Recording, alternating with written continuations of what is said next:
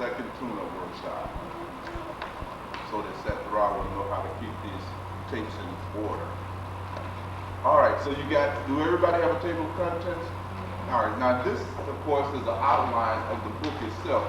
This table of contents essentially constitutes pretty much the material that you're going to cover in your workshops. All right, and you might want to make notes of it because you can follow exactly along this course as you do so. You note that there's an introduction. Now, of course, I don't expect you to do a word-by-word play of the introduction as it appears in the book, but certainly the introduction in the book gives you an idea of what introductions can contain. We talked already last time about the functions and objectives and the goals of your introduction, the establishment of rapport, et cetera, et cetera, et cetera. So we're not going to beat that horse. And if I'm talking too fast, slow me down. I'm conscientious of the time here. I'm trying to condense so much stuff in here. We talked about last time how you need to define anger. So you can look and again see there's a part somewhere in the book where we do that. So essentially you can take these individual components of the book, divide them up into sessions, and then talk on those issues. And you can flow all the way through your workshop simply following this outline. And remember, you do it your own way and in your own style.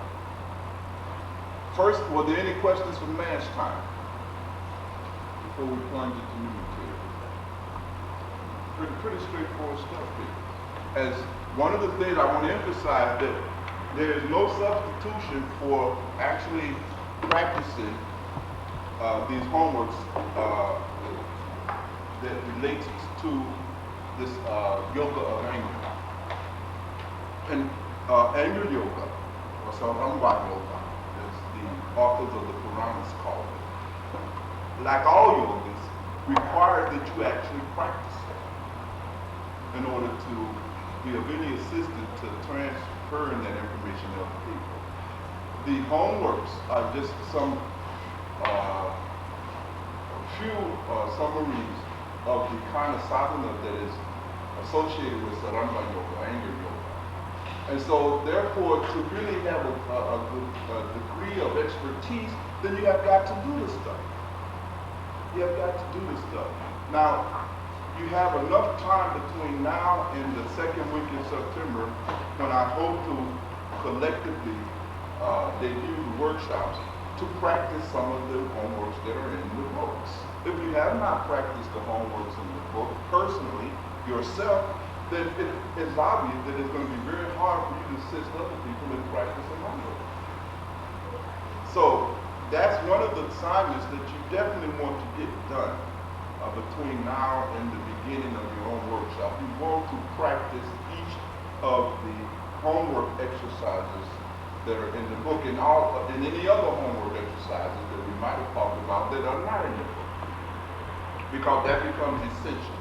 That is the only way that you're going to really develop the intuition and the instinct necessary to respond accurately to the needs of the people who are attending your workshop. And remember, these workshops are aimed to become one of the outlets for the flow of a different kind of spirituality into our communities. We've talked in so many satsangs about the fact that one of the great tragedies that confront our people, our race, as a group, is the absence of any transforming and authentic spirituality. Okay? So we want to be able to really let the spirit of the ancestors flow through these workshops. We want to have some abilities to make sure that the heritage, spiritual heritage, that these teachings of ours reflect is fully flowing in the workshop. So we're going to talk today about a lot of different things, and I invite your questions.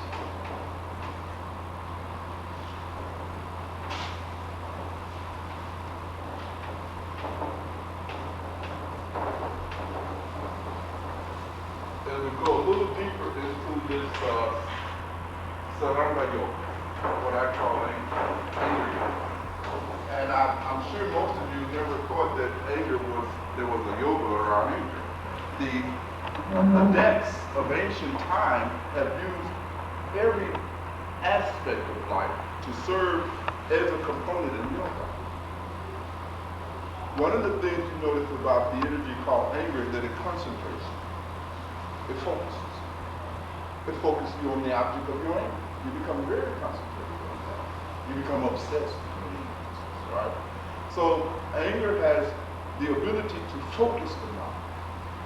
You see, the ancients having that insight, therefore used anger as a means now to penetrate into the depths of the mind. That's one of the positive views.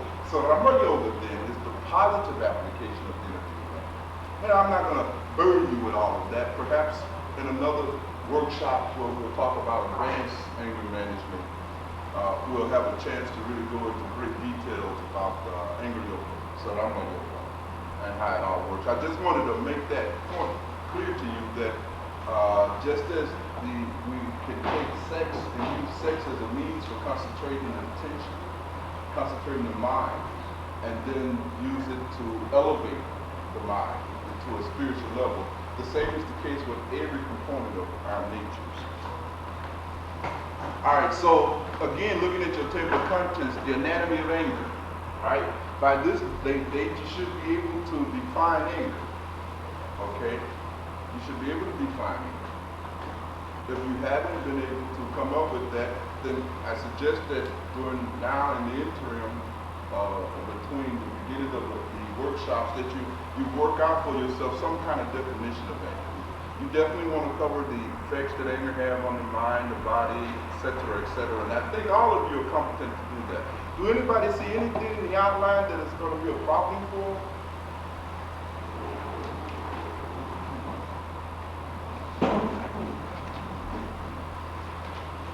Anything in the outline that you feel that you would stumble through or not have a good grasp of it? Because today I want to go a little deeper into the anatomy of anger, the definitions of anger. Because again, I want you to understand, I want you to grasp and appreciate the concepts. All right.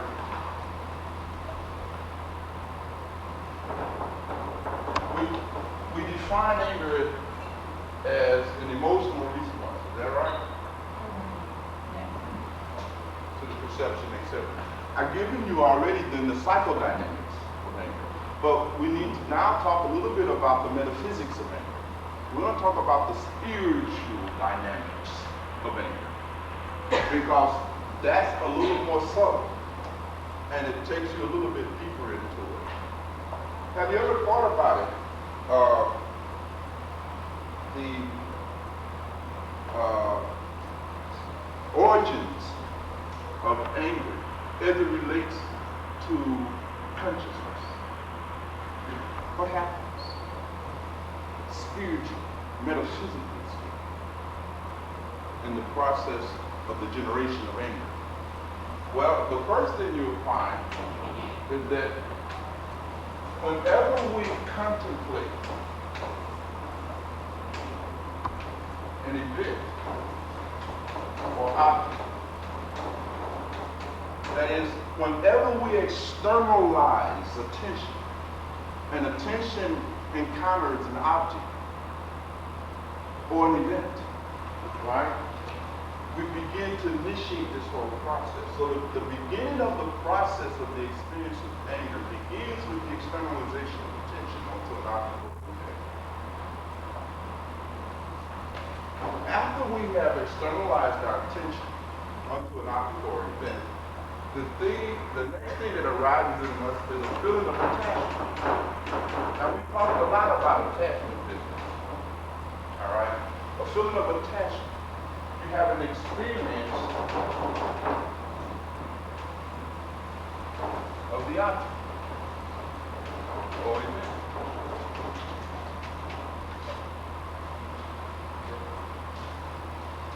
Now, after we've had an experience of the object or event, what we call attachment, we become attached to it. Right? That attachment is a kind of clinginess, right? That's how we define attachment. And that attachment then creates in us this desire.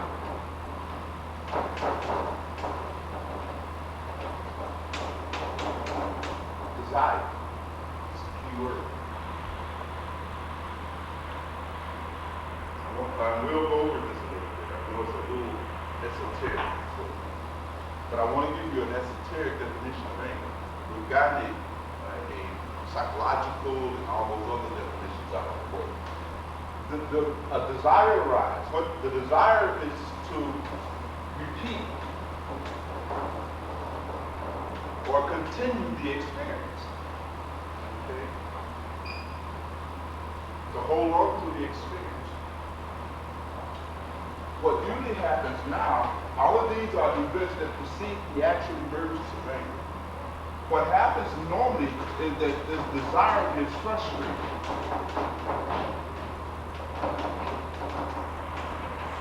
Or interfered with.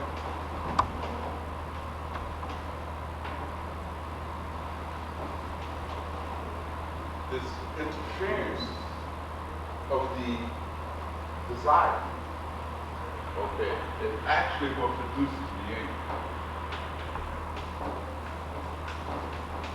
Remember we said that one of the triggers of most of our anger is when you can't get your way, right? But when you look deeply into those things that triggers anger, you will find they all obey this kind of esoteric dynamics, right? Whenever you can't get your way, you get it, right? And whenever it is interfered, you get angry. So whenever you get frustrated or interfered with or something interrupts the fulfillment of your desire, it produces anger.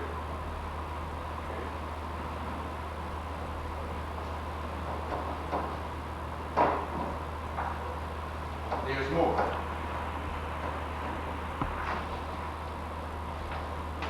Now, when this desire for the continuation and perpetuation of that which we become attached to, when this desire produces this anger in us, anger now begins to have an effect on consciousness itself. And the first effect in Sarama Yoga, they call it, some mobile. Actually, that actually means to become emotionally confused. It generates emotional confusion. You become emotionally confused. And you will note that even in the psychodynamics of anger, there's a point in those stages of development where they experience confusion. You can't think clearly, remember? I want you to see where all of that comes from. So, again, you don't have to remember all this stuff. I'm just giving this to you for some background information. After emotional confusion, the next thing that happens is that there's something like, do you know what happens when a computer crashes? Right? You lose access to all of that. Something like that happens too. The memory crashes. The memory, the data, all that stuff that you contain, all the insight, the knowledge, etc., etc., etc., that whole mechanism crashes. The result of that, of course, is that you lose wisdom. You're cut off from knowledge. Right? A state of ignorance is generated. Right? Hence, the old said that everything that you do in this moment of rage, blind rage, will be wrong. Will be self-defeating, and will be counterproductive every single time. Because those actions now that flow from the loss of wisdom becomes negative.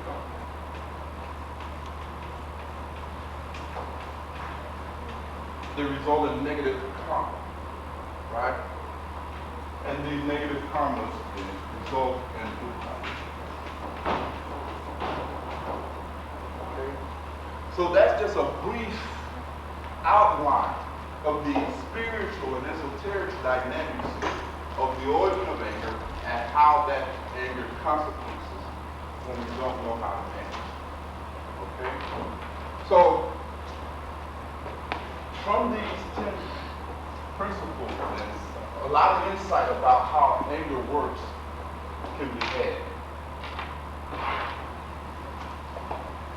Remember, the goal of Sarama Yoga, of anger yoga, is to learn how to use this otherwise very negative and destructive anger positively for justice making and marat making purposes.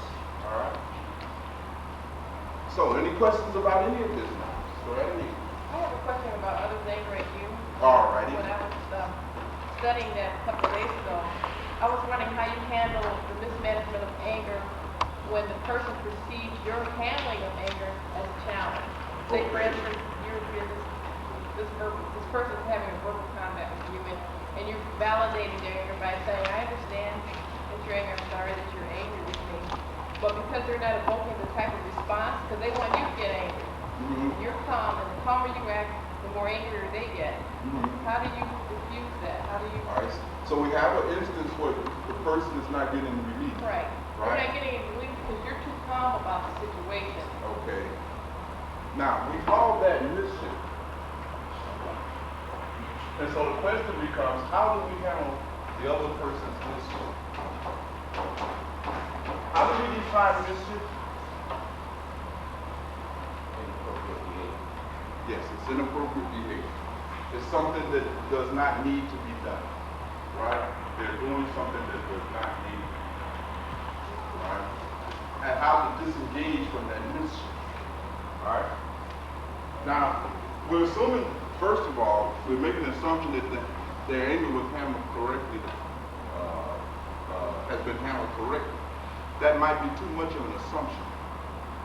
If the individual, if the other's anger at us is not relieved, then we have to first examine how did we really handle that. Was your response just pat? Was it a canned response? Did it have the appropriate pathos? Was it genuine? You see, I have found that it has been my experience that when the validation is genuine from the heart, not a canned presentation, okay, then that usually produces some relief. It really does. So we have to examine the sincerity of how we handle the other person's anger. You remember somewhere we talked about the feeling of sorrow. I'm sorry. What does that really mean?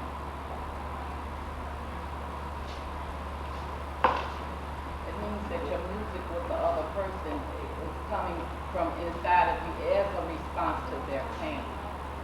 Yes, You're more exactly. in sync with their pain. Yes. Because you've got the feeling that they've been injured, and out of that feeling, you respond. Right. If that emphatic connection is not there, that response is not going to get all the way in there. Right. Right?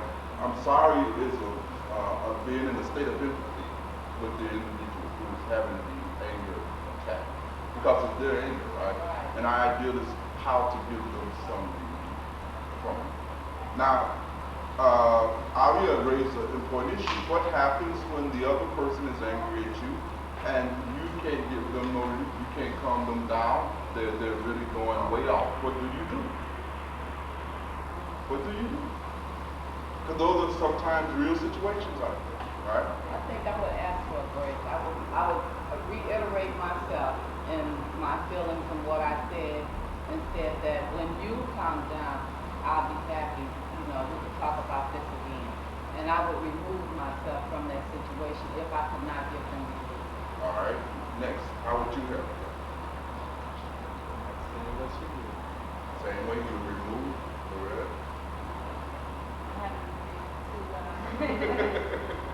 Get to that point, I usually just want to raise myself, to be honest. Yes. You usually respond with your own counterattack, right? All right, that's honest response. That doesn't work, we know that. Right. How do you handle that? Just trying to keep talking to them and trying to relax. Ma'am? Probably the same way. Sometimes when people are angry, I think they get offended when you try and drive home the truth too much.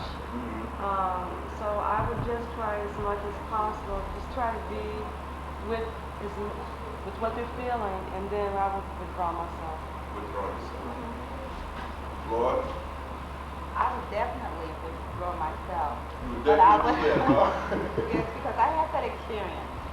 And I would acknowledge that I know that they are angry because of some reason. And I would just, like Leah or Avia said, withdraw myself until they calm down. Because a lot of times people are so enraged that they can't hear you no way. So it's best if they would calm down and then you could clearly speak with them. Senator? I think I would really try to examine how effective I'm being, how I'm coming across, because I know sometimes when I'm right in the middle of some heated discussion, and I notice the other person is angry, I'm trying to deal with that anger. I get sarcastic. I'll say something flip. I'm sorry, and not really mean. And I guess I would first examine myself and see just how sincere I am. And then if that doesn't work, then I will remove myself. That's very good. I guess it would depend on what they were angry at me about and if they were justified in being angry. I would still attempt to let them know that I apologize for whatever it was. And then just give them time. And when they felt like they wanted to speak to me about it, I let them know that I was open for them. But, until you get some kind of acceptance with this thing that I can't change, and I'll just have to give you that space. Minister? Well, first of all, I would try to find out the nature of what triggered the anger. And like most people say, I'll be willing, to help that person, but they definitely have to calm down before I can offer any kind of help or relief. Brother, we know they're in training. I know you're not background in anger, but if you'd like to offer your opinions, feel free. If not, I won't punish you. Well, I would think I would try to, depends on what type of role I want to assume. If I want to assume a passive role, then I know that it's very important that you let a person express themselves. And if they're able to express themselves, however, notwithstanding however you feel about what they're expressing, I think if they're able to get their point out, and I take the subservient role and sit and listen, and whether I agree or don't agree with what they say, take the points that I agree and put them to one side, the points that I don't agree on the other side, and if possible, try to revert those disagreements and those agreements with them until we come to some conclusion. If not, just cut it there. Well, everybody's got a good insight. See what we can make out of this. See, I heard some good stuff floating around the room. I think, as Melissa pointed out, one of the things you can do, you try to investigate the anger. Part of the validating process is to help this person focus on the cause, what's happening, okay? Try to investigate what has happened to make this person so angry. You try to investigate it. You get, as we call it, peeling that person out of jail. Because we know that we want to move into the anger. One of the things that happens with most of us, when another person gets angry, we panic. We not only take it personally, it actually scares us. We are afraid of others' anger at us. Have you noticed? That is very often what triggers the fight. They're going to do something. They're going to hurt me. They're going to knock me out. They're going to kill me. They're going to do this. They're going to do that. And you flee from that person's anger, don't you? Right? And then you start trying to rationalize. Right? Well, they'll get better. They'll come down. They'll be all right. Blah, blah, blah, blah, blah. But fundamentally, what you've done, you fled the scene.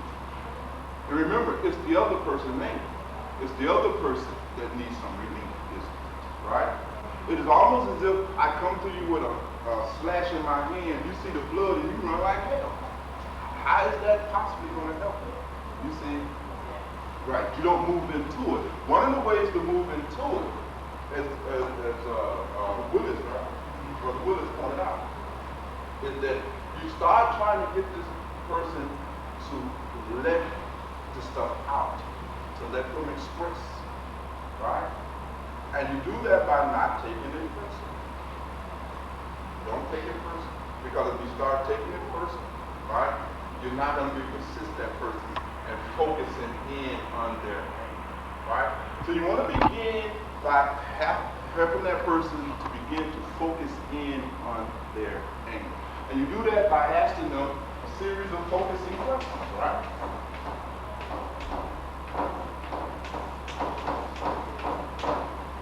This is very Socratic history. And the first focusing question is, what happened to that made you so angry? Right? What has happened to make you so angry? Yes. One that the person don't want to talk about. Well, that's the whole idea of you trying to give them some relief. Right, but they refuse to even talk about it. Well, I don't want to talk about it right now. They don't really mean that though. Sometimes they need to go deeper. A lot of times they just hurt. They're hurt, yeah. Sometimes it can be not their real desire. Right. Sometimes it can be that. If the person is so enraged, right? Whether you talk about it now or you talk about it later, you're going to have to focus that person. Because if they're too enraged to talk about it now, and they come away from you, and they go into their room, that rage ain't going nowhere, right? It's going nowhere. So when you see them again, somewhere you're going to have to focus in. Without focusing in, you're not going to be able to resolve the conflict, right? So whether you give them some time to breathe or to try to calm them down, you know, and you can try to calm them down. Take it easy, calm down, man. Come talk to them. I mean, there's many, many ways, you see. You want to try to, if they're not calm enough, you see, try to calm them down, you see. And that, you just have to be creative about that, how you will go about doing that. But the moment you see them calm enough, you want to start focusing them in on their anger, right? You want to start asking them focusing questions. What happened to make you so angry? They may be very angry at you, right? You want to hear about it. Let them express it. And again, the key to that is that you must be able to not take their remarks personally. Because if you start taking it personally, you see, you're going to start doing a Loretta. Right? Now, you want to start focusing in on what has happened to make you so angry. What has happened? Right? Because something has happened. Right? Something has happened. They've had an experience. They've had a perception. Right? You know the dynamics already. What are some of the other focusing questions we can ask them once we have started the process of helping them to investigate the nature of their anger? Now, I tell you something.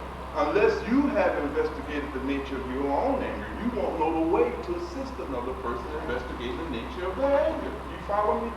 Why again in Saramba Yoga, in anger yoga, it is essential that you practice the silence. Right? You have to practice the silence. There's no way around that.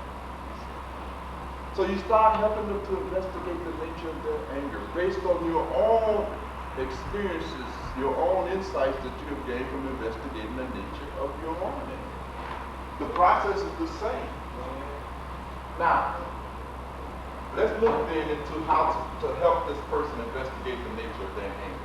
We know that the most effective relief from any anger is understanding. There is no other antidote for anger and its agony and its anguishes and its pain other than understanding.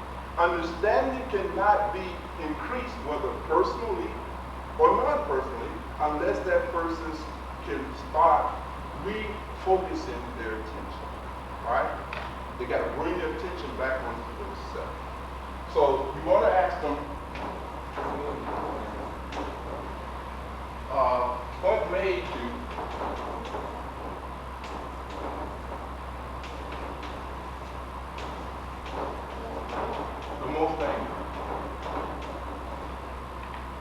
This is another descent toward moving into the anger, right? You've already asked her what was it? What happened, right? What happened?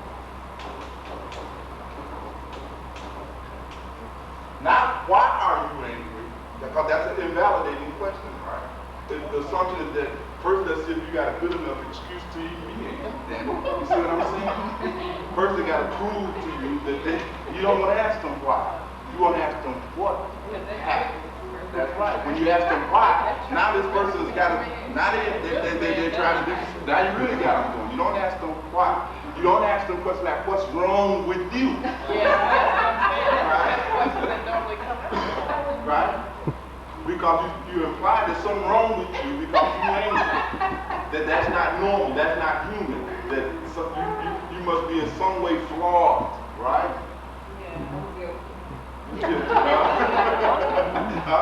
That doesn't work. Ain't nothing wrong with it, right? So you want to make sure you want to ask, what happened? Because we know they've had a perception, right? They've had a perception, right? And they're responding to that perception, right? Something has happened to hurt them. And you want to know, after the person has given you the scenario, what made you the most angry about that whole thing? Now you want to focus them in on it, right? You want to focus them in on what made you the most angry about the whole thing, the whole situation, right? We want to get down to this thing. As we move a little deeper, right? And they've given us the answer to question number 2, right? Then we want to go a little deeper, you know, and we want to know what about that, whatever they feel to give us as an answer.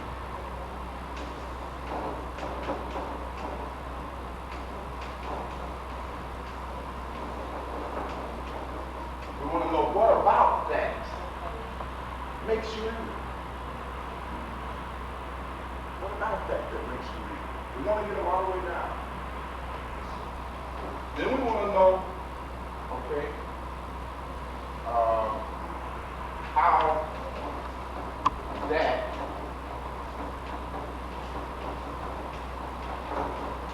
makes you feel about yourself.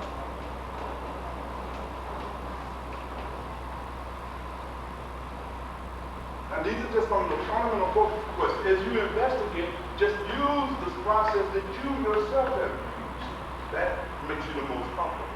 Remember when we asked them what has happened, right? We want to help them start locating the object of their anger. Remember the first step we got to do is locate the object of your anger, right? Do we have an idea of what those objects are going to be? All right, quickly, give me object number 1 of anger. Give me an object. Just give me one. No, object of anger. Object, or you mean, Yeah. itself, or Emma? abstract? Give me another object of anger. Blank. Give me another object of anger. All right, give me another object of anger. Angry at what happened to she was saying. So Ray, Minister, give me another object of anger. There's 5. Senra? Yes, give me the last one. Gotta know your objects. Gotta know your objects, right? We know that we gotta help. If you don't know the object, how you gonna help this person locate the object of his anger or her anger? And that's the very first thing. They have to locate the object of their anger. That's why you're listening to what happened.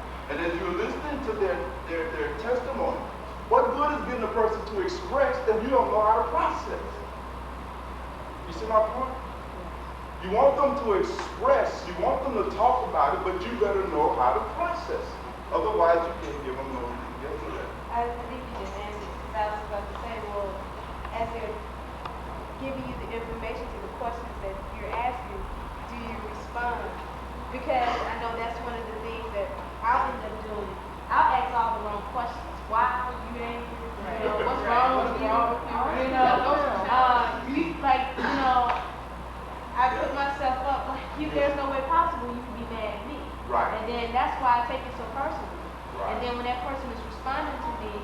then I want to let that person know, you know, if they're saying, okay, they're angry at me, and for whatever reason, then I'm going to try and give them the reasoning why I do this, and they have to accept this. This is the way I am. But I don't want to accept the fact that they're angry at me. Yeah, you defending that ego. Right. That's right, you defending that ego, right? And that's one of the wrong ways of managing another person's anger. It is to go into the defense of our ego mythology, right? Or to flee the scene altogether. Yes, sir. Isn't that also the way a person that is angry finds out or seeks the generosity of a person who's being sorry? If you listen to the way they're trying to get you to respond to these questions, if they use those words like I'm sorry if you did that, or if, you know, if they make references to, some people say, I'm sorry if you feel that I did something to you. It's kind of like eliminating yourself from even having anticipated in their anger. And that will cause them to me to freeze up and not want to respond to this question. Yes, that could shut them down again. That could shut them down again. So you have to drop all these defense mechanisms, right? Because whose anger is it? Right. Who needs to release? Right. They got to cut in. Right? For what are you doing? So you gotta, when they're telling you what happened, you listen. You're trying to locate the objects of their anger. Well, they said they was mad at you. That's how we started out. Yeah. Yes, the other's anger at you. But you still want to, because it's never just you. It's never just single. Right? Right. You just triggered. You might have, in fact, you might have just been the recipient of some displaced anger. It may not even have nothing to do with you. And unless you have the presence of mind, the clarity of mind, you're going to take it personal and respond in a way that is counterproductive, defensive, and you're going to escalate the person's anger, right? And you're not going to be able to give no relief. And usually their anger is buried in a whole cluster of things. And when you get down to it, and when you really go deep into the investigation, when you really go all the way down to the bottom of it, you will begin to enter into their early recollection. Yeah, I just want to listen to Bill went off to Loretta here. I did that by accident. I didn't know that I was asking the right question. I said something to one of the kids at the club, and I asked him, I said, well, what did I say that made you so angry? Yeah. And then I found out that it wasn't me. It was just, I had said something that everybody else had been saying. Right. And she didn't like it, and then I said it, and she wasn't angry at me. Right. It was just what I had said, which was brought back all these memories of what someone else was saying. Right. And so that's what happened. Remember, there's a cluster of experiences that is generating the phenomenon.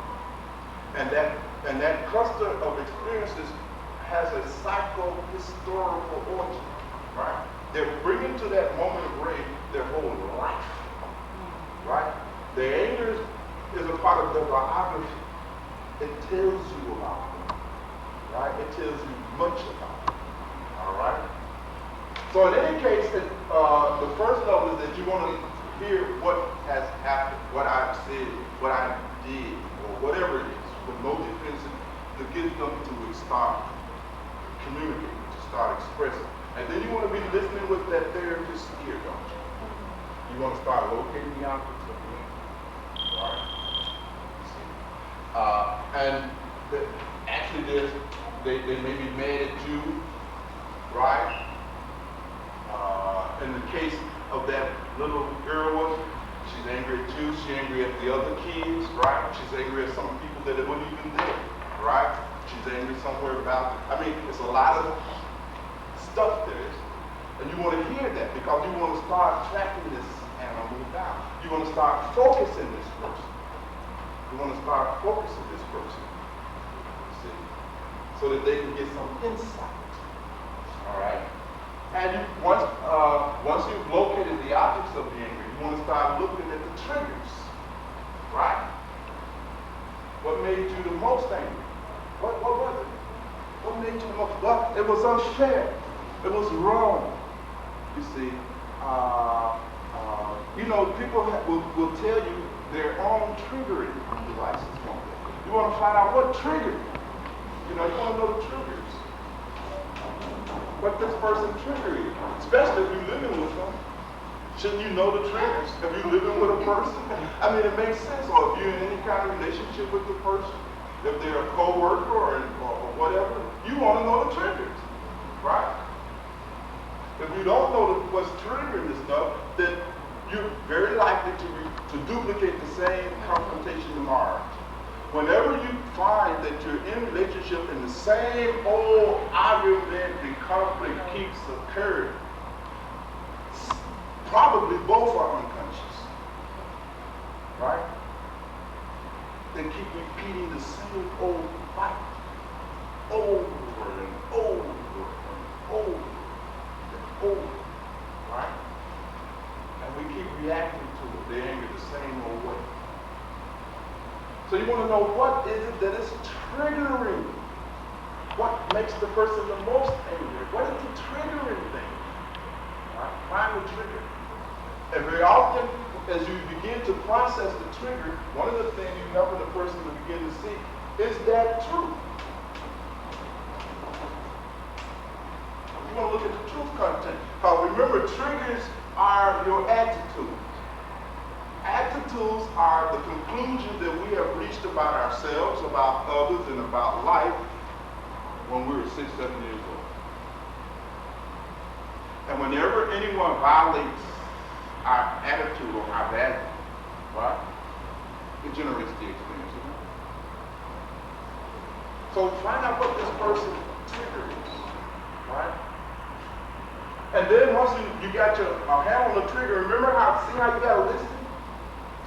See how you gotta listen? Very objective. You can't be lost in none of this energy being wasted in defending yourself, right? Your whole attention has to be focused in on listening to this person. With that third view, lest you miss something. If your mind is busy in defending yourself, you're not even listening to this person. You out of the loop, right?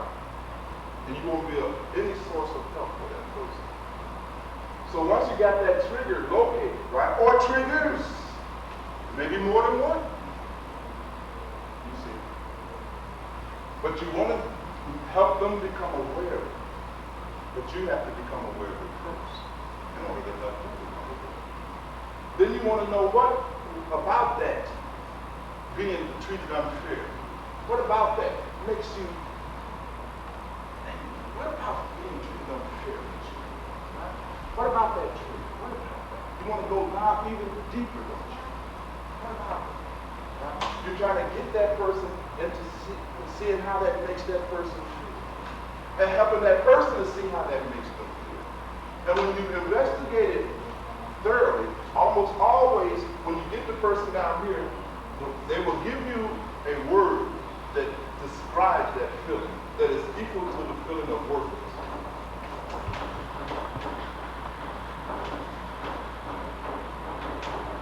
At the root of the experience of anger, there's a sense of worthlessness. Somebody has made me feel worthless.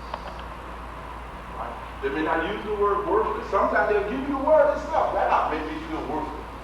They often say, it made me feel like nothing. It made me feel like I was shit. They'll use some kind of phrasing to summarize how the overall experience made them feel. Worthless. Right? Now you locate this. Now we start treating this because that's the real. Right? This experience of worthlessness means that there's self-respect. Right? It's hit rock bottom. Right? They don't have a feeling of worth. We know that already. But we have to work to help them see that. Now when you investigate the nature of your own anger, in fact, you should investigate not only the nature of your own anger, you should investigate the nature of your lust, you should investigate the nature of your greed, you should investigate the nature of your attachment, you should investigate the nature of your own vanity. You see? This is complete Sarantago. Swamiji Maharaj, the founder of the Radha Swami movement, and his Sabasha, the first Vasha, the first teaching that he had, is that on a daily basis you should investigate and examine and see to what extent you are still the victim of the identify perverted states of mind. And you should focus your energy on it and not worry about it. You see? Don't worry so much about how many sutras that you're going to read today. Don't worry about how many books you're going to read. Worry about this, because this is the essence. That's the essence of all of it, right? You can't master that which you don't know exists. So you want to begin to start focusing this person and giving them some relief, right? And to validate, right, is really setting up the context in which you can do this investigation and this process. So when you validate it right, and remember those validations, there's 3 validations. The first validation is for what? Anger, validate their anger. Right. The second validation is for? Validate them as a person. And the last validation? Yourself. Right. Because if you validated yourself, then you won't be taking this stuff personally. Right? Because in some instances, when you listen to what happened, they may have you legit. They may have you right on the money. Right? They may have really encountered an imperfection in them that has caused them a legitimate grievance. They might have found something really wrong with you. You see? And if you have not validated yourself and remind yourself that as a human being you have value and worth, in spite of your imperfection, your shortcomings, your fault, what are you going to be doing? You're going to be grabbing and making sure you cover up that fault, that shortcoming. All your energy going to be in that is to return yourself to this imaginary state of perfection. Right? You will have no energy to really to resolve the conflict with the other person. Your ego will not let you do that. Right? Please make a note of it. The inability to manage our own ego in these relationships always will result in an escalation of the conflict and a failure in the relationship with no exception. It will actually destroy the relationship. It will actually destroy the relationship. So we have to understand how to manage ego in conflicts. Yes, please. I have a question regarding it, because if I know if a person is giving me, has told me, has hit it right on the nail, and I know that this is an imperfection, then I'm going to say, well, okay, I understand that, and maybe we just need to just part, and just not visit. What is wrong with that answer? Critique it for me. For me? Yes, what is wrong with that? Well, not with the answer, well, not so much the answer, but what is wrong with the action following the realization? Well, for me, it's a family member, so there's no way possible. We're seeing each other. All right, clean it up, Alfred. What is You're not giving the person the relief that they're looking for. You just part. It's just like the example he gave about the cut hand and coming through, they're bleeding. Right. You bleed away. And not only that, Joe, it's a question about the authenticity and the sincerity of the I'm sorry.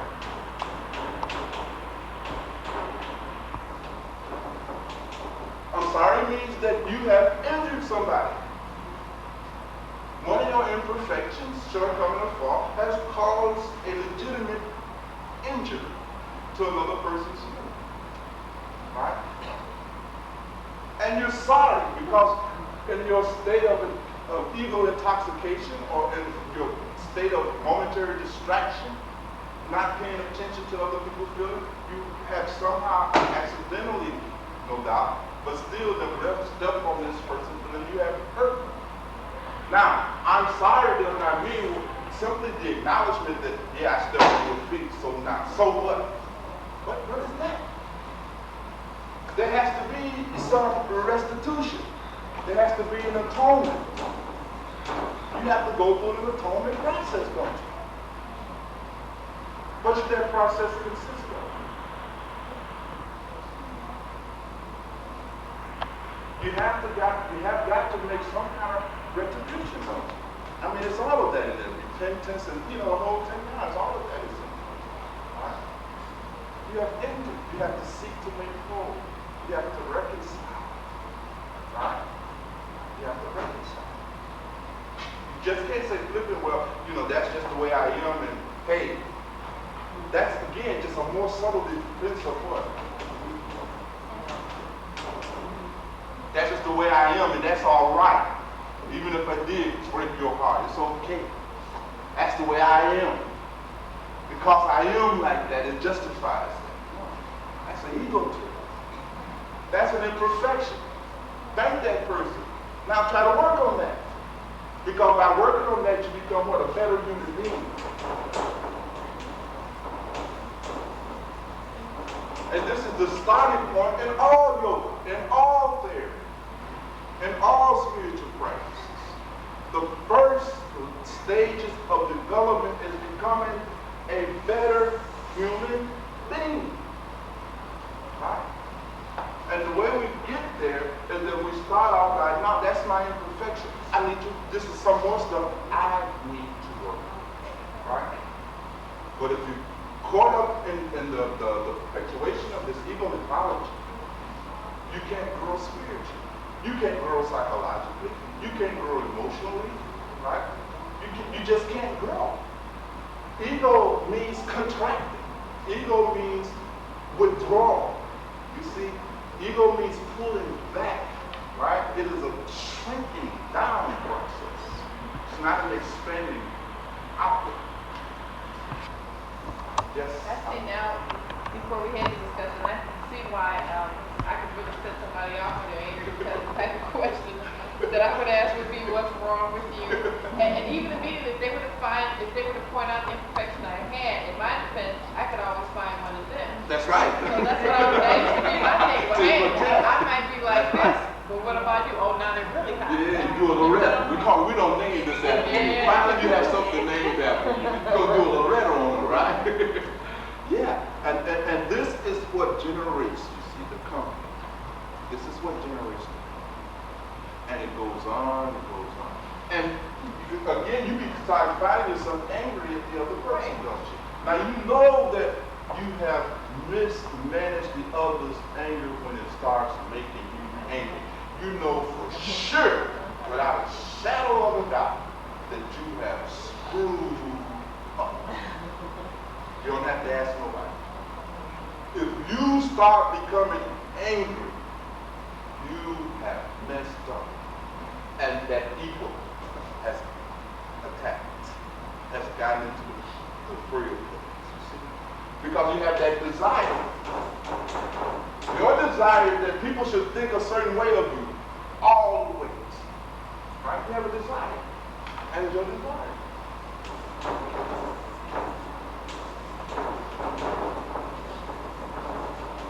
This ego mythology that we have, you know, and the persona that it generates, right? It's all linked in a desire for people to perceive us a certain way. We want to be perceived a certain way. We want to be judged and evaluated a certain way. That's a desire. And whenever that desire to be perceived a certain way that contains all of our ego mythology, etc., is interrupted, or you understand, frustrated, it triggers our anger. Right? That anger triggers some more, right? It triggers the emotional confusion, right? Right? That emotional confusion now shuts down all of the processes that generates rationality, etc., etc., etc. Shuts down memory processes, right?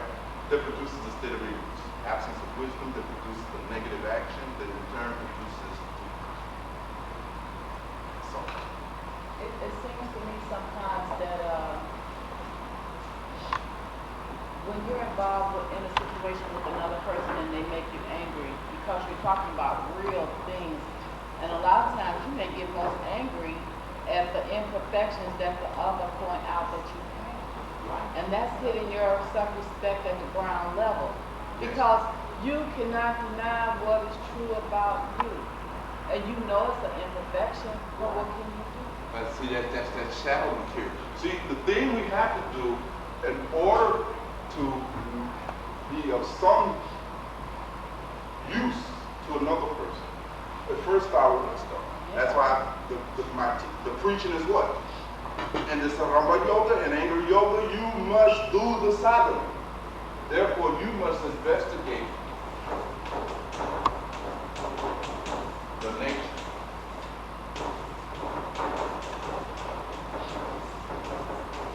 of your own anger in detail. Cannot get wrong.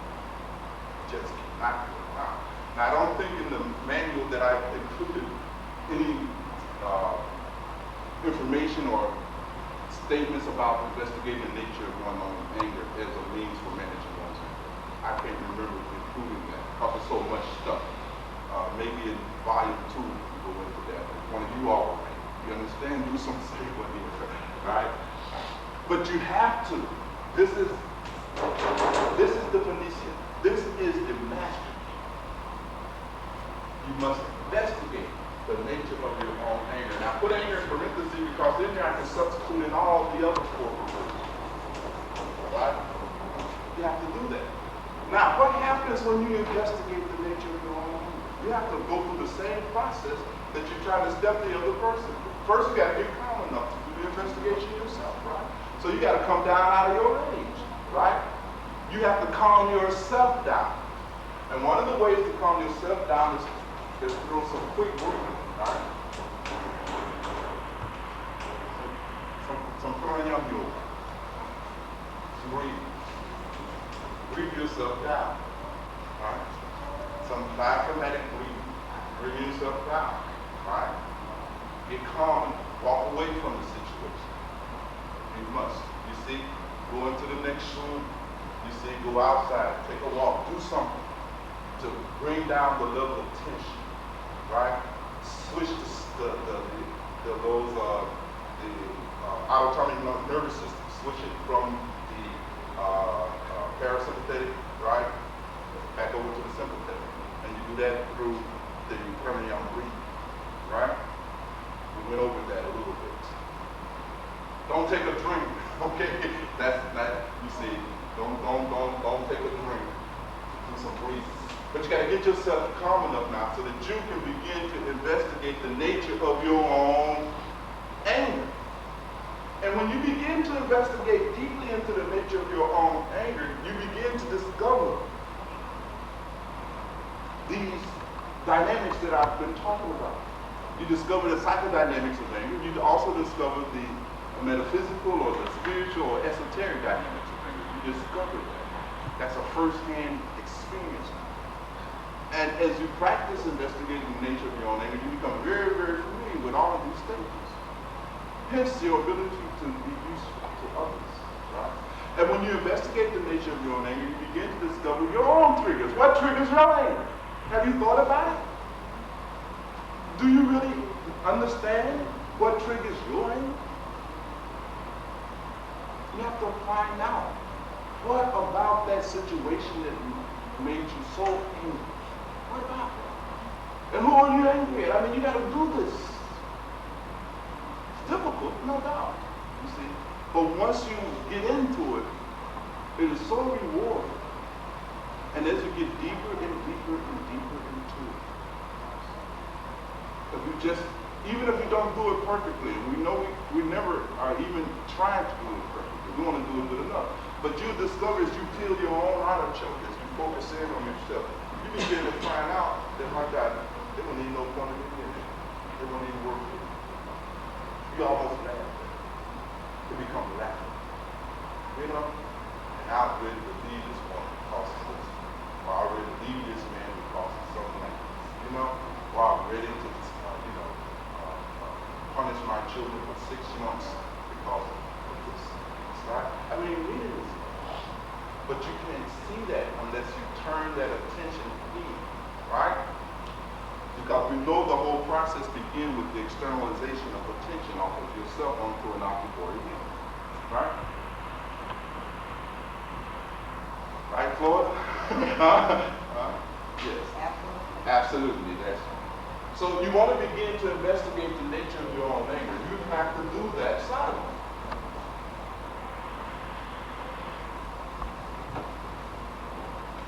We can go on and on and on about this because this is a really a fascinating thing. starts first with us. We have to know how to manage our own anger appropriately before we will be of any use in helping another person manage theirs. Now, here's an interesting thing. Just as we flee from the other person's anger and we don't stand there and deliver, right? Well, something like that also occurs on a subjective, personal basis. We usually run from our own anger. We don't investigate. We run. So, run like hell. Just take off and run. From our own anger. Meaning, we don't look into it. We immediately say, we start, well, that's the way I am. Right? Or that's how I put together. Or you wrong or something. All of those are flights. We don't want to look into it. We don't want to look into the nature. We assume that it's righteous. But we have already said something about righteous anger, that when righteous anger is there, righteous anger means when you're using the anger energy righteous, the right way, it always produces ma'at. It always moves toward ma'at. Right? It always moves toward justice. Right? You can't say this is righteous indignation and I'm using my anger righteously and it's not leading to my heart or justice or love or something of that nature. No way. You know, I tried that, right? You tried it? I investigated that, yeah. You investigated?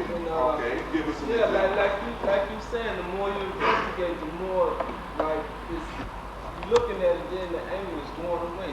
And then once you go so far into it, you know, for me anyway, I can see that it was somewhere in my childhood that I responded to this stuff like that. And it just simply evaporated. In the end, it's over. It's gone. It was just gone. Absolutely. That's always the experience. The more awareness, the more attention, and the resulting increase of understanding you bring to bear on your anger, the more it disappears. I had to catch the trick. You have I to went catch back that trick. and see what triggered it off, and then I thought about it. I investigated. And you went into it. And I went into it. That's right. And you got some immediate relief. You got some relief. Just went away. That's exactly the way we count. We investigate. We go into it. Yes, ma'am. Okay, so I need to know what I did wrong in my investigation because when I did mine, I knew, like him, I knew it was something that happened from childhood which caused me to be somewhat in control. And it has to be this way, or, you know, I don't know how to correct it, and that's at the point where I am. And I know some things that I had done, you know, the Boys and Girls Club is really helping me to grow because, I mean, there was an instance that something had happened and I was really upset, so I did, which is, you know, the running away thing. And I ran away with it by just eliminating that particular program. You know, because this group of kids weren't doing what they're supposed to do. Understanding that my job at that point, now that I reflect on it, it should have been to show them, you know, how to gain the responsibility because they weren't at that point. But I just took the program away because then that still kept me in that situation of control. Right. I just don't know. And you have to locate in your own history. The origin. Right. To something in the childhood, like if you had a toy or something, somebody came and took you a toy, that pissed you off, you want to get your toy back, so you just revert back to that. That's just how you respond. And you have to look into it. You have to investigate it. You have to go into it. You see? And the investigation ultimately turns you all the way back into your early recollections. Now, a few things you need to understand on how to process early recollection because you will have occasion to work with people at this level. And early recollections are really like the subconscious stuff that really programs our behavior. You have to understand, most of our responses, at least 98% of our responses, are all coming from the subconscious part of our being. They're coming from the subconscious part of our being. What the mystics are called samskaras.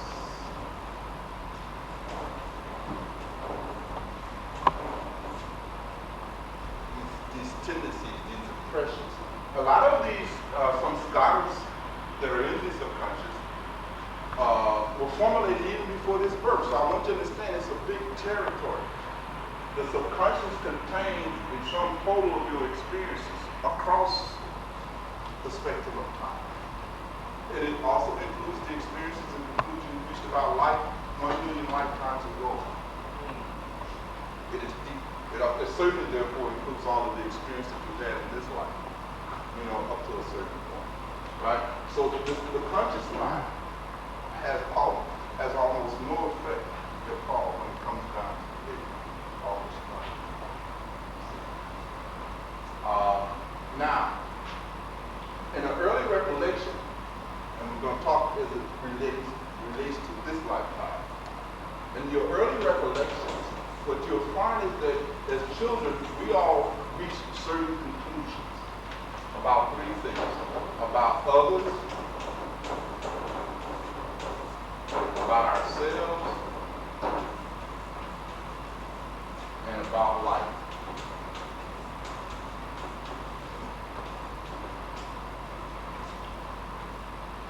Many of these conclusions that we reached were wrong then, and they are wrong now. What we have simply failed to do is to edit them. We have not revisited these conclusions, many of them mistaken conclusions, form the basis of our attitudes.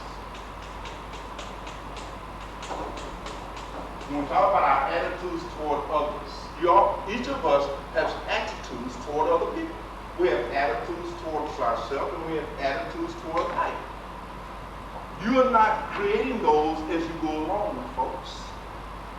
They are not spontaneous with the flow of the daily events. You bring these attitudes to events, and events are interpreted through these attitudes. You see my point? Take any event that occurs, and you will automatically interpret that event through this attitude, whatever category that event falls. And these attitudes are usually fully in place by the age of 7.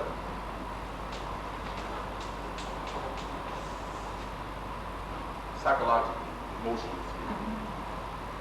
For most of us, you see, emotionally, we are still children. We've never grown up emotionally. And don't confuse emotional growth with intellectual growth. Entirely 2 different phenomena. In fact, intellectual growth is not so important.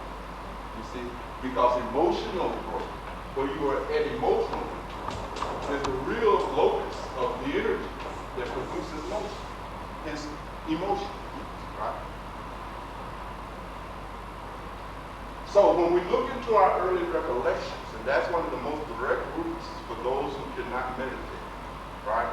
Because if you got to meditate, then you can almost literally replay the events, you see, and not just be dependent upon memory. But since most cannot do that, then just a memory is all right to begin with, right? So again, in the early recollections, we will find embedded the conclusions that we've reached about others, ourselves, and about life. We'll find the attitudes and values, because attitudes always generates values, right? This is the formation of your system of ethics. Each of us have a private, subjective system of ethics. And a lot of what makes up our subjective and personal ethics system is based on mistaken conclusions that we used to shoot. And so, Loretta, what we have to do, either go in or you need to be assisted into that, to be quite frank about it. Usually most of us will have to have somebody else's assistance, because our egos in the beginning stages of this process are usually so dominant we can't even do that. I mean, we can't do it. We can't do it, right? In fact, when we look back into our life, we really interpret it through our ego and trauma. Yeah, I was a perfect kid. I never did nothing wrong. And just all kinds of things. takes the help of an outside person to really guide us into this deeper exploration of our own psyche, right? But once you know the journey, once you know how to make that trip, then you got it. And we want to begin to investigate that. Because this is the source of all of our negativity and positivity. Yes. Bhagwan, is it ever recommended to ask others how they see you, like family members or friends, to honestly tell you just what kind of person you were as a child or in your teens? Or should you really care about their impressions of you? Actually, you see, it's sometimes very, very, very useful to ask the other person in relationship with you how they perceive you. Because the way they're relating to you is based on their perception at all times. So it's advantageous to know how they perceive you. It enables you to adapt into the relationship. But when you ask that question, again, you have had to have made some progress. Right. You can't take it personally. Now, for most of us, right, the first thing we're going to do, Brother Willis, we're going to take it personal. And we're going to start correcting them, saying, you wrong about it. Damn, you don't know nothing about it. You really are. We know that they don't know nothing about you. You yourself don't know anything about you. That's not the issue. The issue is how you perceive it. It enables you to adapt in this relationship. It's interesting because so often people are able to be on the money about identifying your faults, Of course. but you can't see their own faults as easily. Right. And that's true of all of us because our attention is externalized out.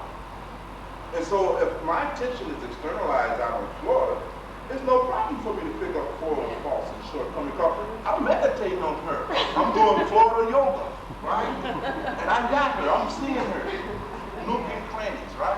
But I don't know how to reverse the flow of my attention and see myself. Hence, my own faults remain unknown to me. And because I'm not aware of my faults, I reach the conclusion I'm therefore perfect. It's deep. I interpreted in my ignorance. The absence of knowledge is perfection. The absence of self-knowledge I interpret as therefore I'm perfect. See? So if one can be courageous enough, if one can create enough distance from one's own ego mythology, right? If one can have enough self-respect, then one should, I highly recommend, solicit. Yeah, you gotta be careful about who you ask, though. You gotta get somebody reliable because. Why should I be careful? What is there to be careful about? I don't want to hear anything that'll shatter my ego. Well, I don't know because I No, the best person to ask is, first of all, your enemies. Really? People that don't like But one is too radical, right? The best source of this information is your enemies. Oh my God. Keep them close to you. Bhagwan, they get so much mischief They involved. sure do. No? Your enemies. Mm. Investigate their perception. Find out what about you has caused them so much pain. What if it's their lack of self-respect that makes them No. What is that ego defense, right? Don't get into that. So they won't do any mischievous, they won't say any mischievous They things probably just to hate throw you you too much off? to do any mischief. I wouldn't want my enemy to know I'm so concerned. You see how all There's something that about you that's making them have that opinion of you. Yeah, right. You have to remember, Pam, that even in these so-called relationships that you figure are friendly, relationship friendly, right?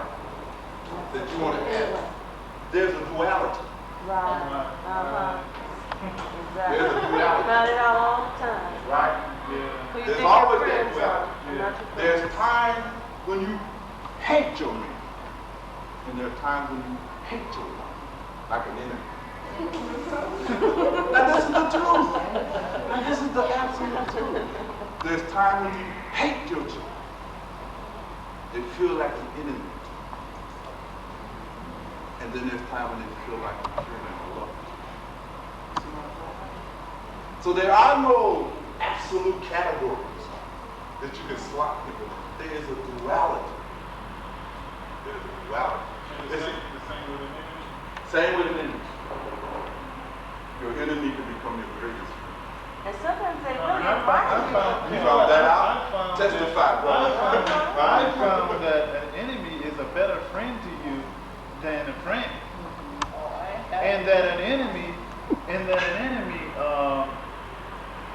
most times an enemy is an enemy of yours to me because it's something that about you that they desire or require or whatever, and you have not given them space to investigate or whatever, or you have not befriended them.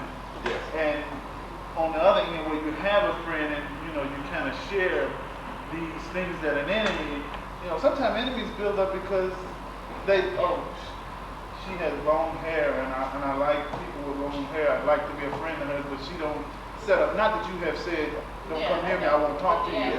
But they perceive through their own rejection. Right, that They've had an experience of rejection. right. And the fulfillment of a need that they feel you could have satisfied. And sometimes an enemy wants to be a friend. Usually it is. Yeah. And many times some of your friends become enemies. I want you to understand the duality of this. I want you to understand the duality of this because there's much insight. Right? Isn't it interesting Now, I tell you, also? I'm sorry. go right ahead. This is interesting to me. It's an interesting. Oh, Go right ahead. Go let me ahead. Get it out.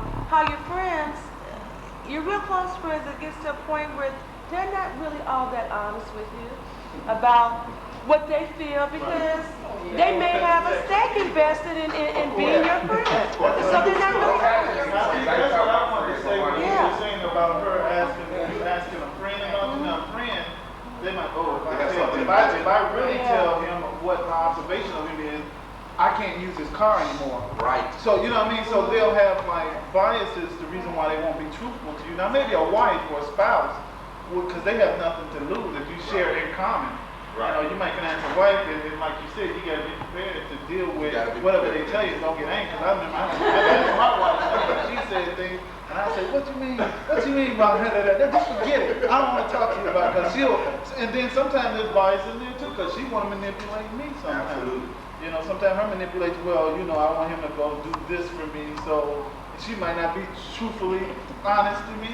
Sure. So the best observation, I think, would be dig in as deep as you can, as this brother said, and discover. Sure. If you can do that, and if you do your own investigation into yourself, again, the most important thing is that there's honesty. You must be ruthless and brutally honest. Right? You must divest yourself of all the advantages of your ego politics.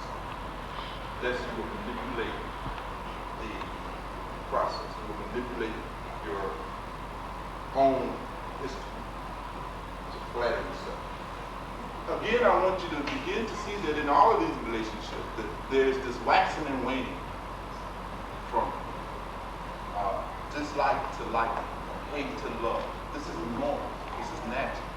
And a relationship of commitment, it is the commitment now that really gives us the ability to suppress the hate part. See, if you're my wife and I've married you, right, and I've done that and I made that commitment, my commitment to you as a husband will, in some respects, suppress my dislike for you as a person, right, and enable us to go on with this relationship. It gives me the ability to manage my dislike appropriately by not leaving you, here, or whatever the case may be, right? But when that commitment is gone, you will notice that the relationship turns very nasty. When it's discovered we're finna divorce, all that suppressed hatred that you've been carrying for 20 years is gonna rise up now and dominate the relationship. It's always the case. Right? It was always there, work in the background. Right? That's neither good nor bad. These are not value statements. This is true. Estamos alentando. That's how it is. Right? So you ask them, is it sometimes useful to elicit others' opinions about us? Yes. But only if you are strong enough to not take it personal. If you cannot take it personal, if you get your level of self-respect up to a point where you can not take it personal, these people will enlighten you. It's like a satori experience. And if you can find that enemy, that person that hates your guts, it's a treasure. Could be solved. A great African Indian mystic poet saying the medieval period says that his enemies, you know, we thank God for his enemies. His enemies have been like his food. Because they see. Right? They see. They see your shadow. They see the dark part. Right? They remind you that you're selfish, mean-spirited, arrogant, whatever it is that has caused them. You see my point? And you can learn much about your person, this persona. Right? You can find out all of the dysfunctional aspects of your persona. Because our persona is just a device, isn't it? Don't get too attached to that thing. It's just a device. It's just a means by which we are able to have social interaction with another human being. It has a useful purpose. Ego in this persona has a useful purpose. So I'm not telling you, you see, that to function, you know, in some kind of order. No. I'm simply saying that you need to constantly adapt your ego and your persona to fit into the reality of your relationships. That's all. Factor out of that persona of yours those things that make your persona dysfunctional. You can tell if you have a dysfunctional persona because you are constantly experiencing conflict in your relationship. You can't get along with nobody.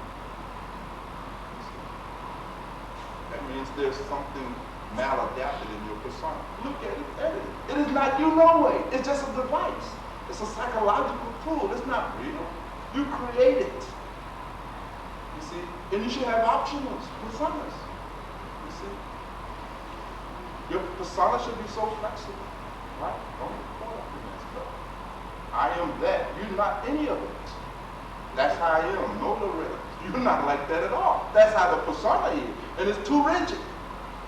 You know, needs to be made more flexible, more adaptable.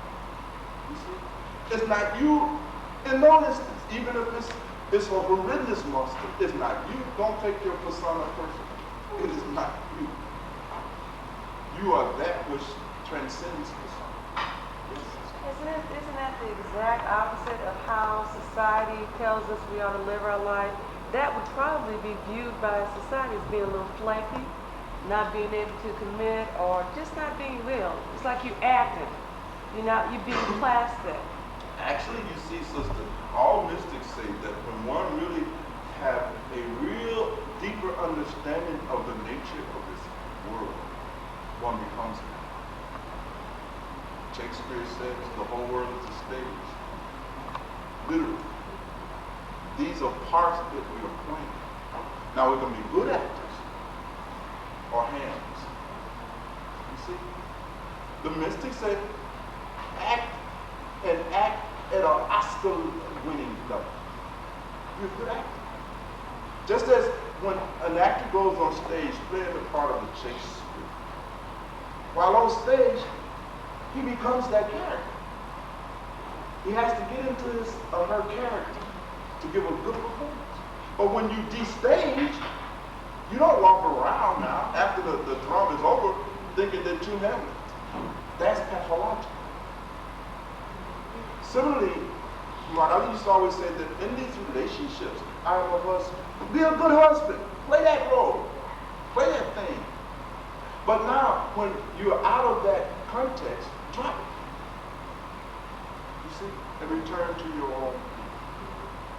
When you're at work, play that employee role. But when you're not, drop it and return to your own self. The problem with us, we never return to ourselves. We were simply traveling from one role to the next role, to the next role, to the next role. And And out of these multiple roles we're playing, we pick one of them and saying, oh, I'm really this role more than I am the other roles.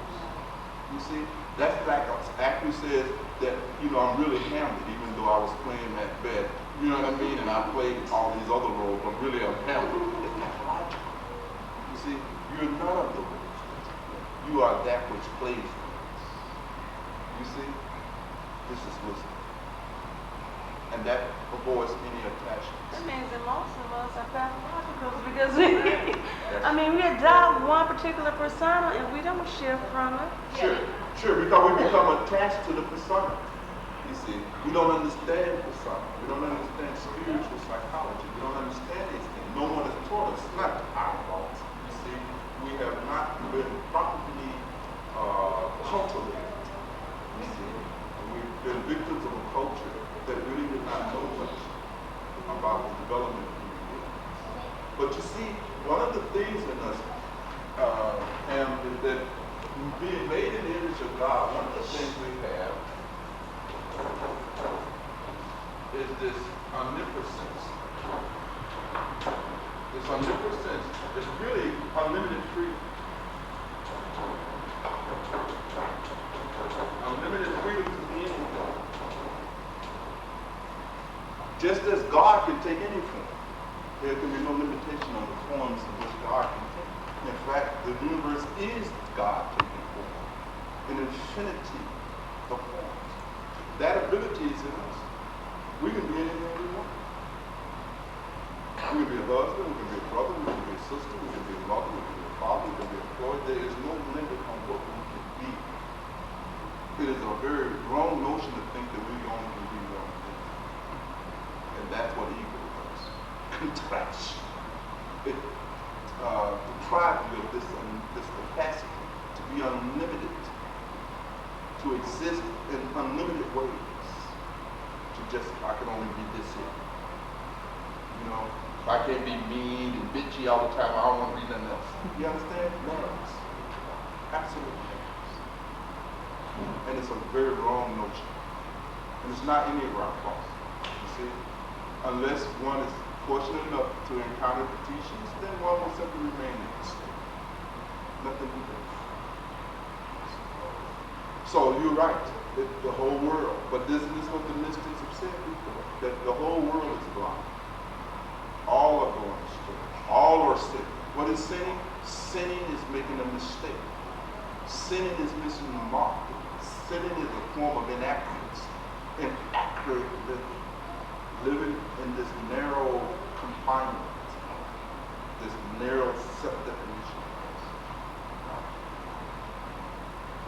So you're right. And that is the purpose of these great mystics and saints. They come in the world, they give us eyes to see the nonsense of this. This is nonsense, right? You can be anything. Literally. Because of that part of you that participates in God. That part of you that reflects your divinity. So the whole idea is to move into that part of oneself. And I was telling you at the top of the discussion that in ancient times, in the Puranas, they developed a whole yoga called Saramba Yoga that used most of these negative emotions as a means for attaining enlightenment. And one of the kings in the Puranas who hated Vishnu, Vishnu being one of the manifestations of deity, hated Vishnu so much that he became Vishnu because his anger and hatred focused him and concentrated. All he could think about was God. He hated God. Remember that. He hated God, and he hated God so much that he couldn't get God out of his mind. And he became very focused on God, and he attained enlightenment. So if you can't love God, hate God, both will take you there.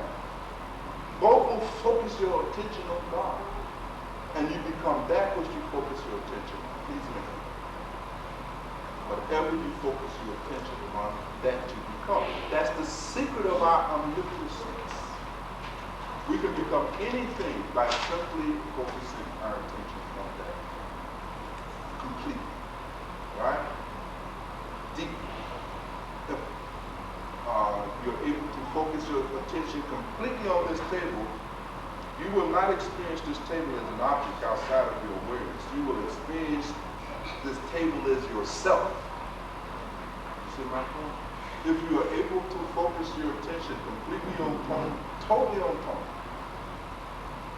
you will not have an experience of Tony as an other. You will have the experience of being Tony.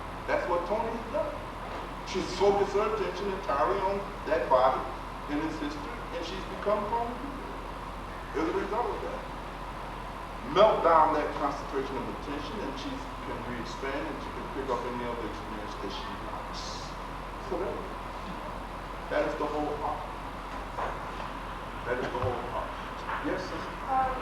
Now we're going too deep now, huh? No, you know, it's just, I was thinking, well, my mom, she taught me mysticism when we were younger because when my sisters were pregnant or grandmothers, when they have babies, they said, well, you know, don't be angry with anyone or don't talk about anybody. And you know, because your child is going to end up coming out like that. I mean, it seems like it has that same kind Sure, of because there's a chemistry. Anger has a inner effect at the level of the body. We talk about that, right? It has hormonal components to it, you see.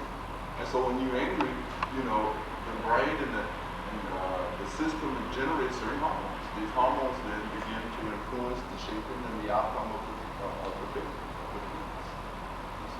So actually, you know, in these interlunar stages, right, before it's so important what you do before the baby. They set. Certain children are born with a predisposition to respond a certain way, shaped by the emotional experience of the mother. Now, if you've been raging and going off, that child will come out, see, you know what I mean? Just come out, and you don't know what's wrong. This kid just angry. This kid all just born mean. It's just a mean kid. They were born mean. Why were they born mean? Because when they were in your womb, you were having too many experiences of anger. And those hormones were being released into your system.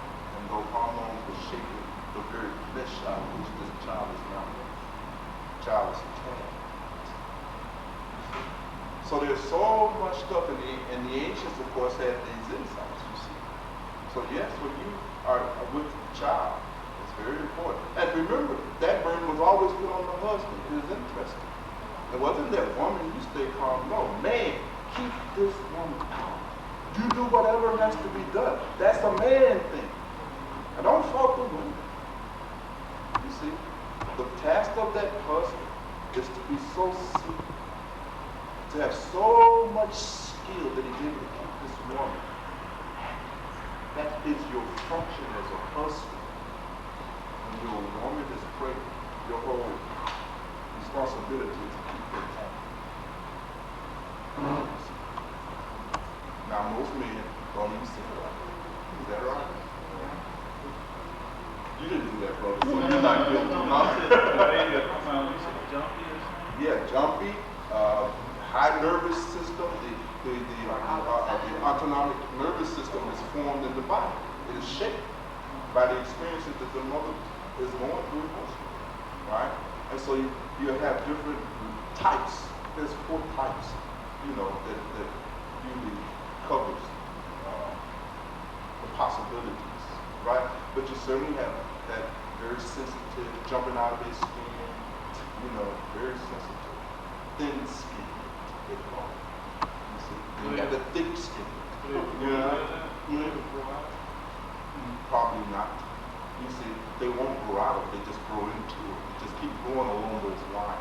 And unless they have the great good fortune somewhere in their lifetime, right, of being interrupted from the outside by some teaching or some mystic that now they can take them into a process of giving themselves rebirth, of being born again. That's how they do it. All of us have to be reborn. Even to just get rid of the trauma of birth. There's a certain trauma involved in these prenatal stages. When you're coming down through that open, your head is being squeezed. I mean, it's traumatic, and a lot of that imprints on it. So it gets really, really, really deep. It gets really, really deep. But when we are able to undergo the process of rebirth, to be born again, as religion refers to, It is at that time that we have a chance to edit and correct all of this stuff. You see? But that is our task. That is our task as human beings. You see? And this is the drama that is unfolding in the form of reality. Just a part of this drama. And so we can get there many ways. You see? So we steered off a little bit, but then again, all of this is good because it's fluff. It enables you to fluff and give depth to your workshops.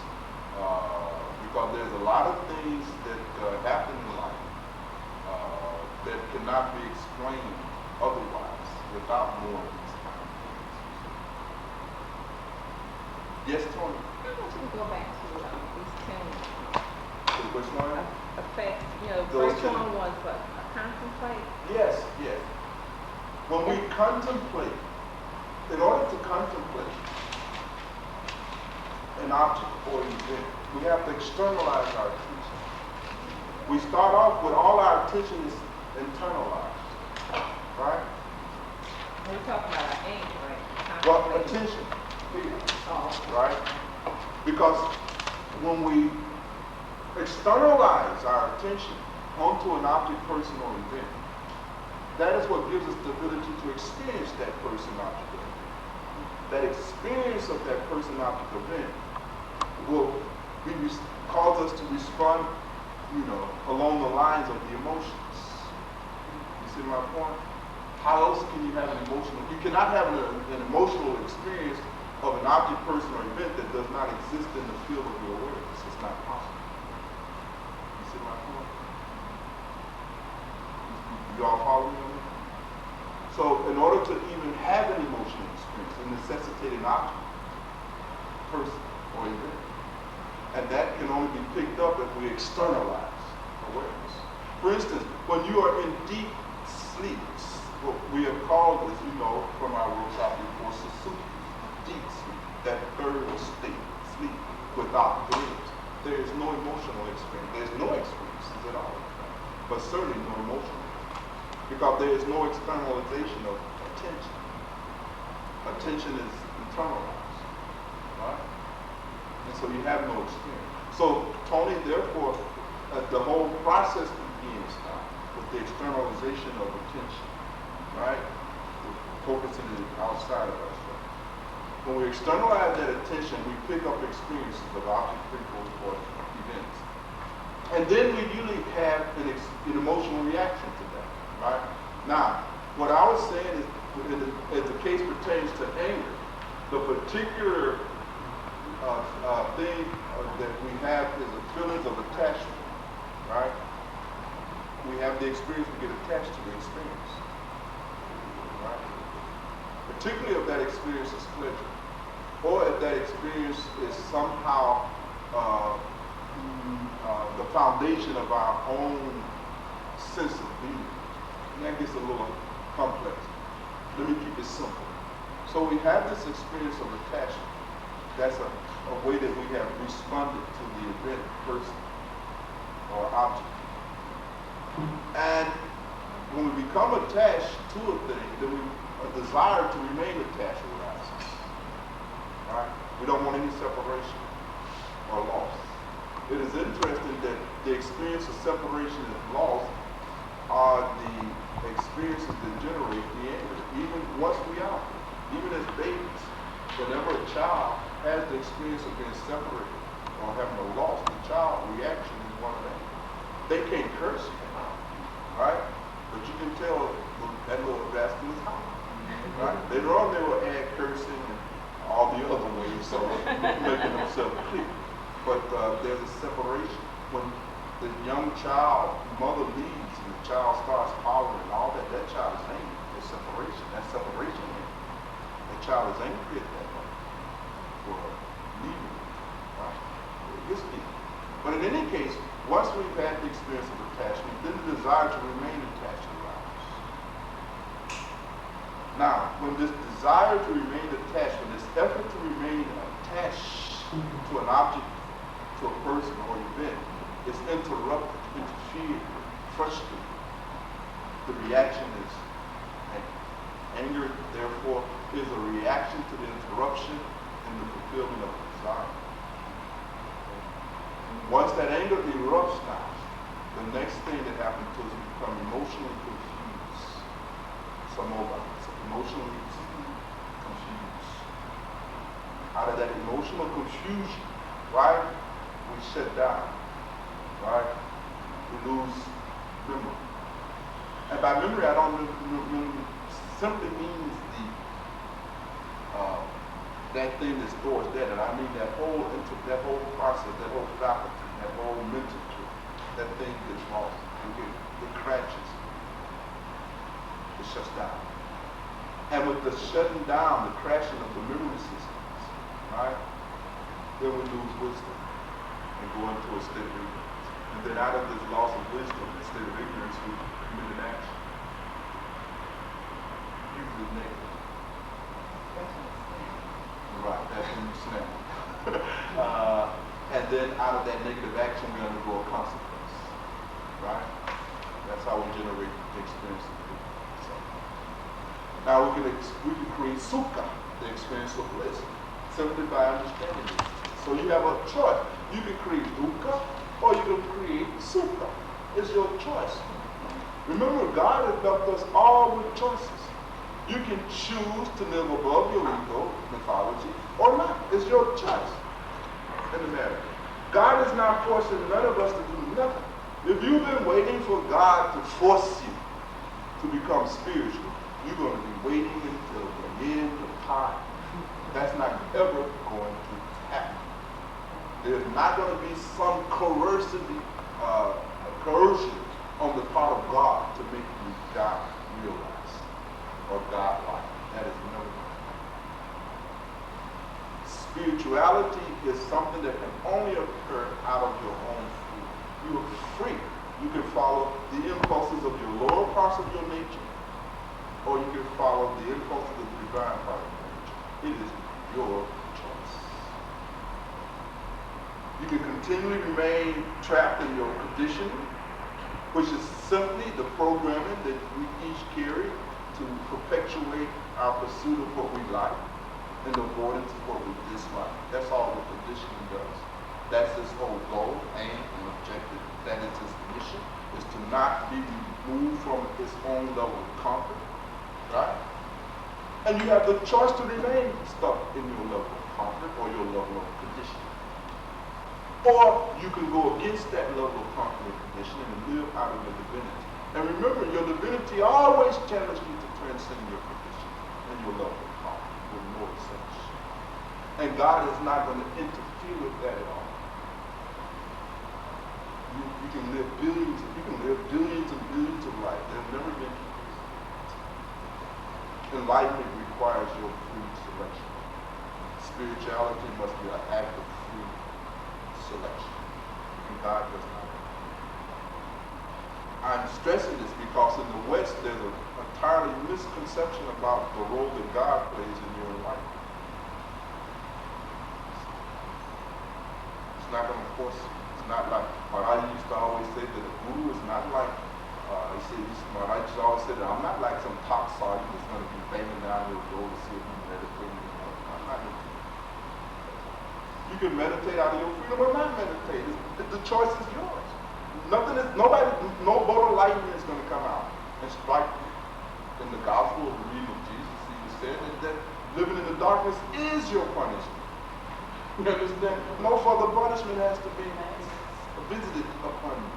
The dukkha that you will experience by remaining subject to your lower propensities in itself is the punishment.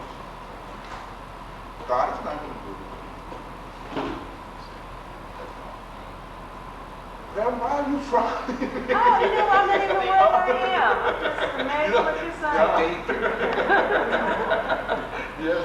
What about those people you have relationships with that they only believe they want from you if they just want to sound off on you? They're not looking. I mean, I have this with my girlfriend. Yeah. Ticket the husband. They don't want to let them really know how ticked they are. Yes. Husband is out on the golf course, so they're going to take this time while he's gone and really talk about him like a dog. That's right.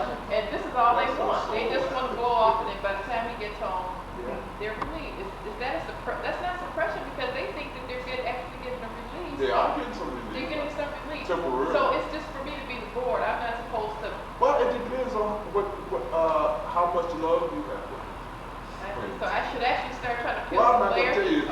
Because of the But I was- past, I was like, yeah, girl, really? It's almost like, you know, it's like that old story, give a fish or teach the fish.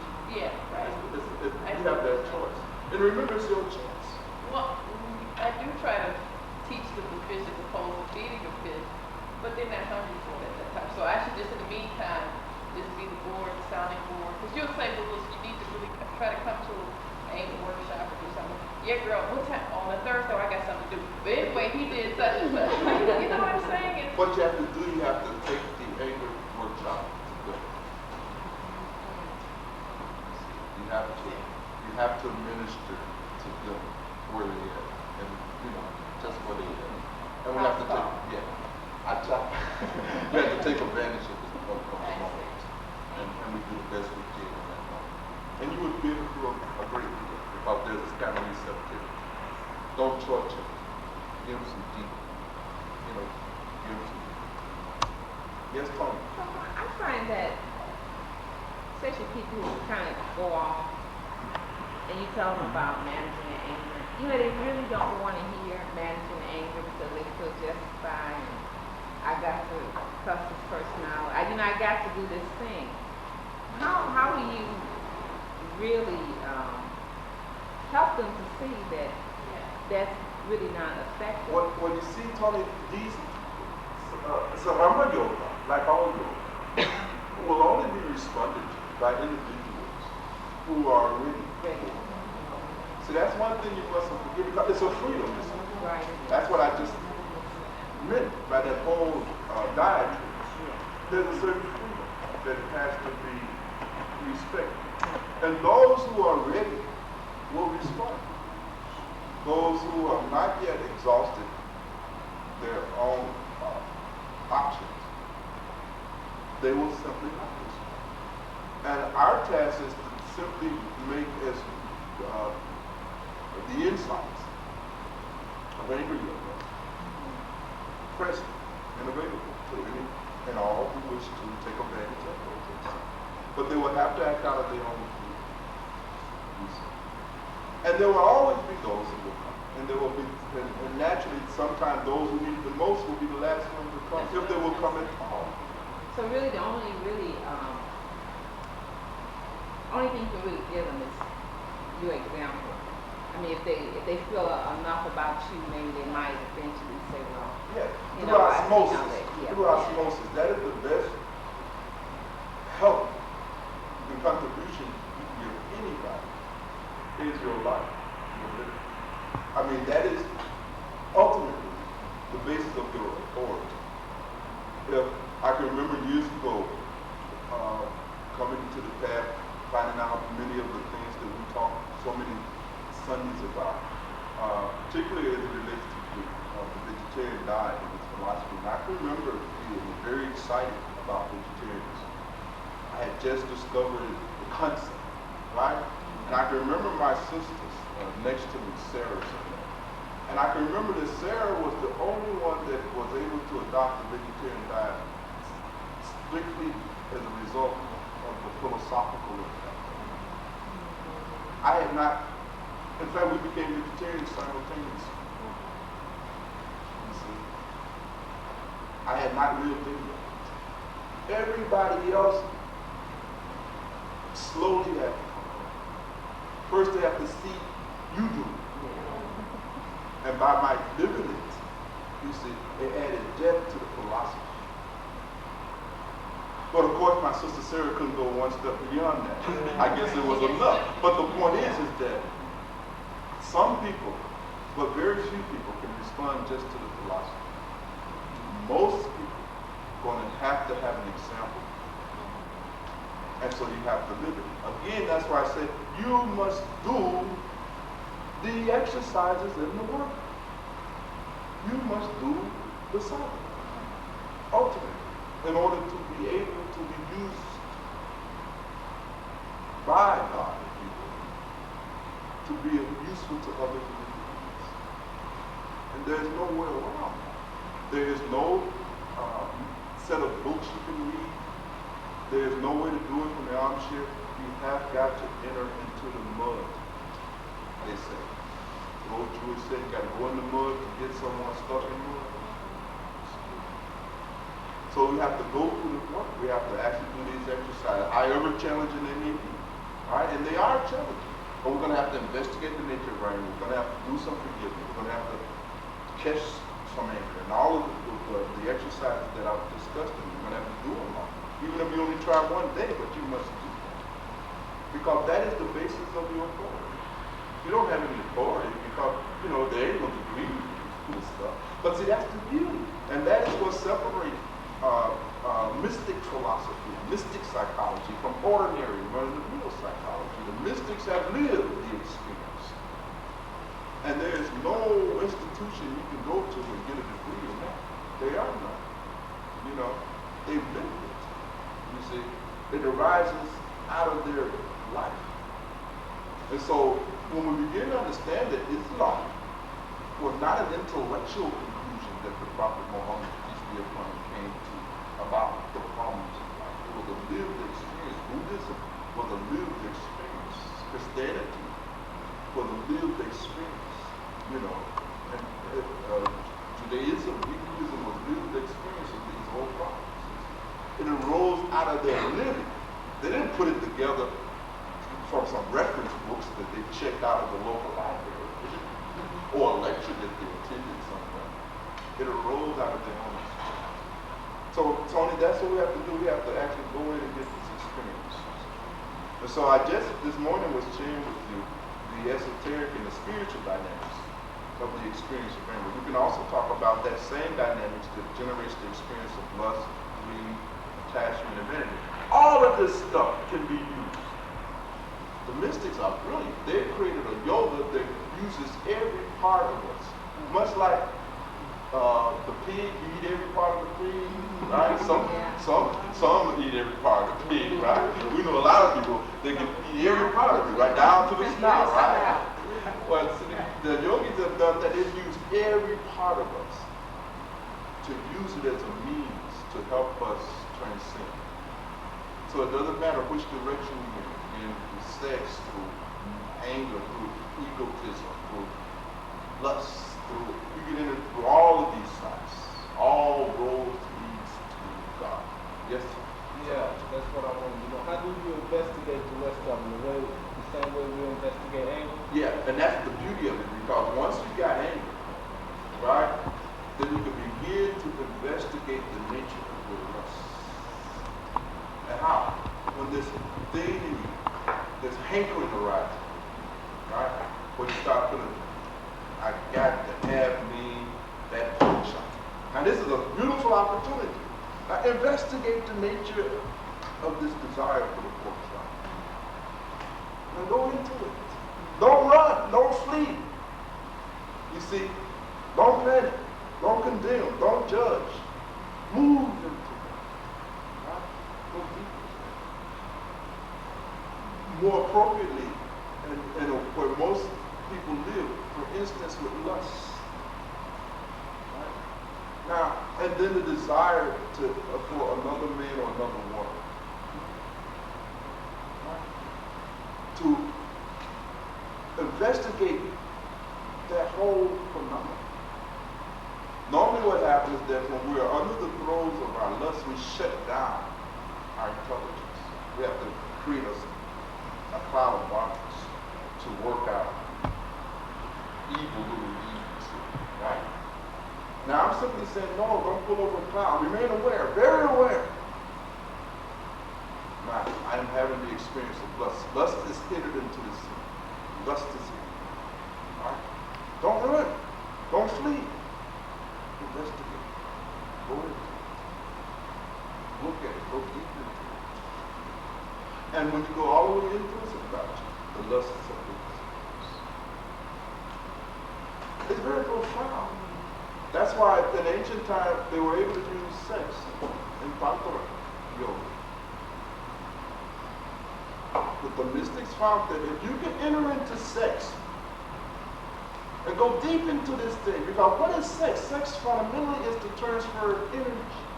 It's so powerful. I don't know if you've thought about it, but when we have sex, we are actually transferring energy to each other. First, at the psycho and biological level. See? And what the contact yoga said, therefore, in order to maximize the transfer of energy, don't have orgasms. When you're engaged in the sex, avoid the orgasm part. Because when you have an orgasm, it brings it to a close. So you don't want to do that.